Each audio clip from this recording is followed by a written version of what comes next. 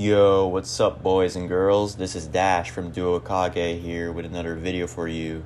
Today I'm going to be reviewing Boruto episode 197, and man, I gotta say, this was a great episode to watch.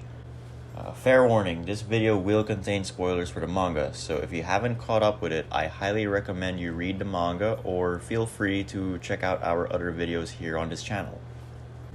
The episode starts off with the ending scene of last week's episode, then jumps to Kawaki looking at a picture of the Uzumaki family, which is something we don't actually see happen in the manga chapter, but it adds to the character of Kawaki, such as a longing for a real family and a normal life. We then see him struggle to put the broken vase pieces together, which is definitely an example of Chekhov's gun, which is basically a narrative device which says don't put something in your story if you aren't going to pay it off later. While trying to put the pieces together, Himawari slowly creeps up on him as he's playing hide and seek, and Kawaki points out that she's way too immature for her age. And I'm so glad a character in the story has finally said it.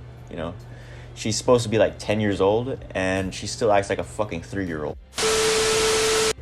We then see Amado talking to Code, and Code asks Amado where Jigen is. And their dialogue is interesting as manga readers know that Code is actually an Otsutsuki worshipper and does in fact have his own white karma seal. After a bit of bickering on Code's part, Amado is then seen checking for clues to find out who the traitor among them is, which is funny as manga readers do know that it is in fact Amado himself along with Kashin Koji. And real quick, I just want to let you guys know that we are working on a Kashin Koji video and a Amado video for the future, so be sure to subscribe and hit the notification bell to be updated once the video has been uploaded. Moving on, Amado does bring up something interesting in his conversation with Code and is reluctant in thinking this, but maybe, and this is what he said, maybe Jigen isn't that interested in Kawaki anymore. Now, Code objects, however, saying it would be impossible for Kawaki to escape him, which we do know to be true due to Kawaki's karma. Jigen can just pop up out of Code's karma whenever he pleases. This means he could have basically captured Kawaki this whole time. His reason for not doing so was to find out who the traitor was, and yeah, he found out it was Kashin Koji indeed. Code then says it is possible Jigen already knows who the traitor is, and this frustrates Amado. A little wink wink for the manga readers. Amado then encourages Code to check up on Boro, which for the manga readers is an early treat for his upcoming fight with Team 7. And Amado telling Code to check up on Boro is also interesting to see because, in the manga we found out he's been secretly hiding cyborgs stronger than Jigen, which were created by Amado, which Jigen ordered to have destroyed. So this shows that Boro himself was a traitor to Kara with his own goals in mind. Code then says he isn't permitted to go outside as per Jigen's orders, but Amado reminds him that he wants to prove himself to Jigen, and then says he would get his permission for him. We then jump to Delta, who is pissed off as Kashin Koji isn't back with Kawaki yet. She then launches a spy drone from her back to bypass the village's chakra security network system and look for Kawaki herself. We then jump back to the Uzumaki residence again, with Boruto saying he'd help Kawaki out with figuring out the removal of their respective karma seals, which then leads to their sparring match. And right off the bat, the anime does a way better job than the manga in the way the fight is portrayed. In the manga, you only have around 7 or 8 panels before Kawaki starts firing energy blasts and instructs Boruto to try absorbing them. In the anime, however, before the fight even starts, the scene builds up slowly and you can just feel the tension with these two.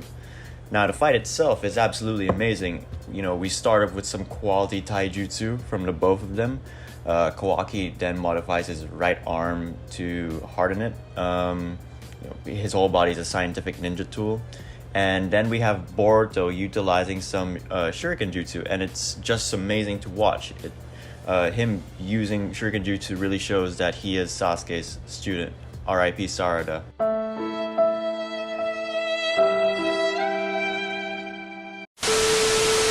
Kawaki then pushes Boruto back, and Boruto then uses the shadow clone technique, which we actually don't see at all in the manga chapter. So the anime, they did an amazing job adding this.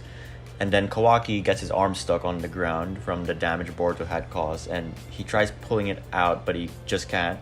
And while he's doing this, Boruto is running towards him, and he's forming a Rasengan at the same time, which we also don't see in the manga chapter, by the way. Kawaki then does break loose and manage to shield himself from the Rasengan, and that's basically it from the anime department. I mean, their original content for us viewers. Those scenes weren't in the manga at all, and I love this episode. It's great. We then see Kawaki instructing Boruto to absorb his energy blasts, and he successfully does so while getting a little injured in the process. And we see a toad lurking from above, indicating that Kashin Koji has been watching them the entire time. Naruto then instructs them to perform the Seal of Reconciliation, and when they do, Boruto sees a vision of Momoshiki Otsutsuki and falls to the ground. Boruto then asks if Kawaki saw Momoshiki too, but Kawaki says no. Utilizing his toad summoning in Sage mode, Kashin Koji notices that Boruto's wounds begin to heal itself, and he deduces that it was involuntary and that it's a power that lies in the karma. However, in the manga, Kashin Koji isn't sure whether the power is from the karma or an ability inherent to Boruto. This episode did leave out the rest of Kashin Koji's thoughts. In the manga, he worries that Jigen might have the same ability as Boruto, and this is basically foreshadowing to his own betrayal and his fight with Jigen. The episode then cuts to Delta's drone, which finally finds Kawaki, and having found his location, she storms right into the village, modifying her legs into rocket boosters, completely ignoring Kashin Koji's earlier instruction. This alerts Ino, of course, as she is the head of the Konoha barrier system and a very strong telepath, and she alerts Naruto that the enemy is on their way, and Naruto instructs her to inform the Konoha police force to stay out of their way in order to reduce unnecessary casualties, because he knows they're after Kawaki, and he's probably the only one powerful enough to fight them anyway. And the episode then ends with Delta having arrived at Kawaki's location, and she says she's ready to retrieve him, and asks him if he remembers the severe punishment she gave him as a kid. She probably gave him a good beating. So what do you guys think of today's episode? I personally think it was well paced, and the added scenes the anime did really add to the story. I think I'd give it a solid 4 out of 5. What do you guys think? Let us know in the comments. We really want to hear your opinions. That's the end for today's episode review. Please like and subscribe. Share it amongst your friends. Peace.